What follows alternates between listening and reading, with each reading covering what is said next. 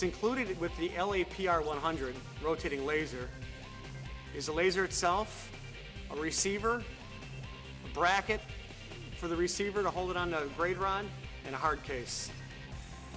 My goal today is to show you how simple it is to check a foundation for level. You can see the foundation behind me here. Nice big house going up here. Last thing we want is this foundation to be out of level. I can't take for granted that the concrete contractor made this foundation level.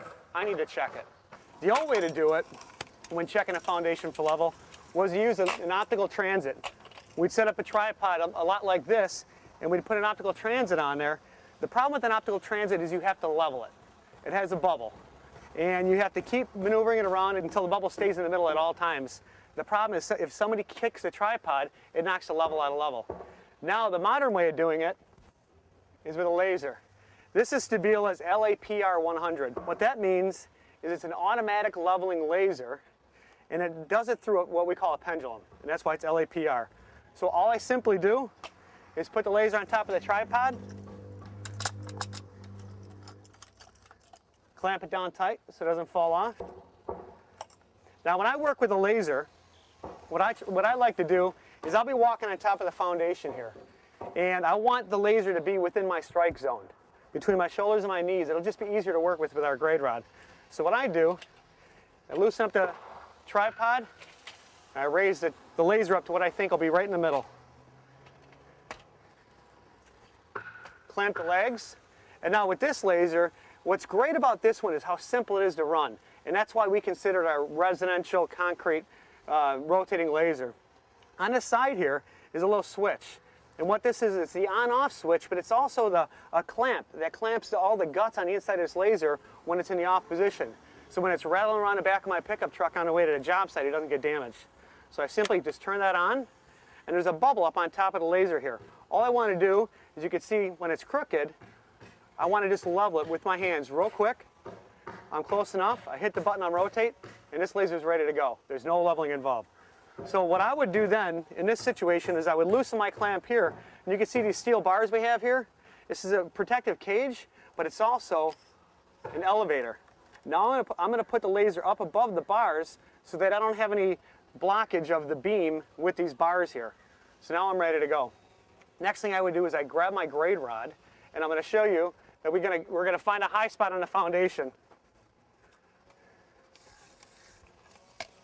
So as you can see, outside you can't see a laser light and a bright light. So what we use is we use a receiver. And now a receiver can see the laser even when you can't. So we have our receiver on the bracket already, and I'm going to mount to the grade rod.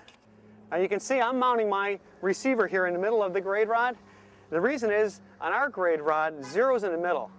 Zero's not on the bottom. So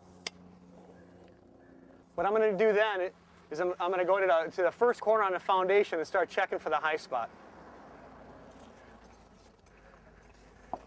So I climb up on the foundation, and I always bolt down my sill plate first, and I'll walk around and I'll check my sill plate for level. And then if necessary, we'll put shims underneath the sill plate to bring it up so that the top of our sill plate is level throughout the whole foundation. So the next thing I do is I'm going to loosen this bottom clamp here and extend the grade rod until I get an even tone on the receiver.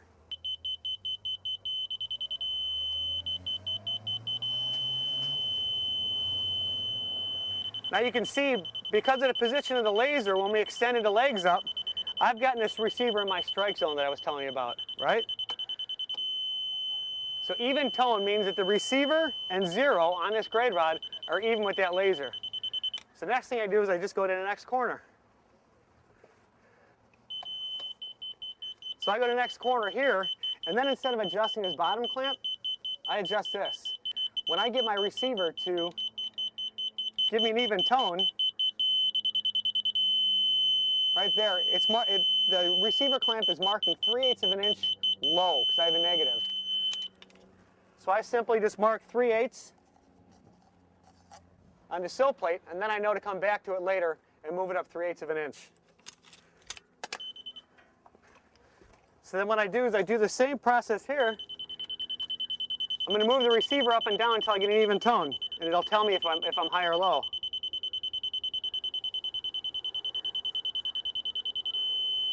So this area here is telling me I'm only 1/8 of an inch low. That's not bad.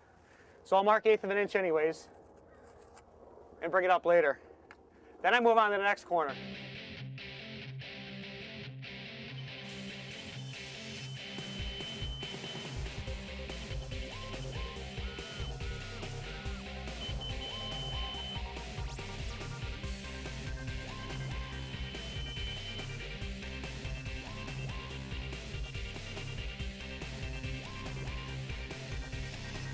So what I did is I walked around the entire foundation and I checked every corner and every 4 feet.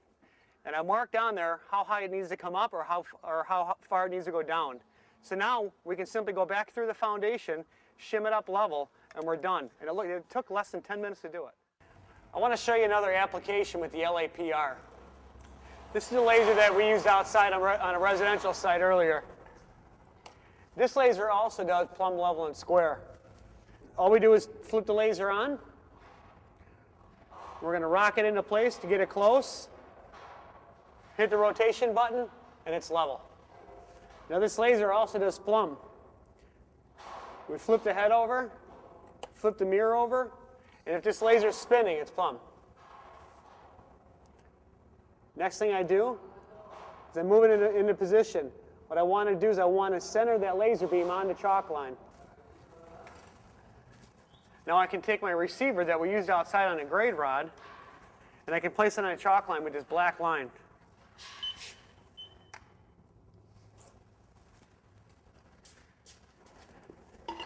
So I just bend over, pivot my laser until I get an even tone.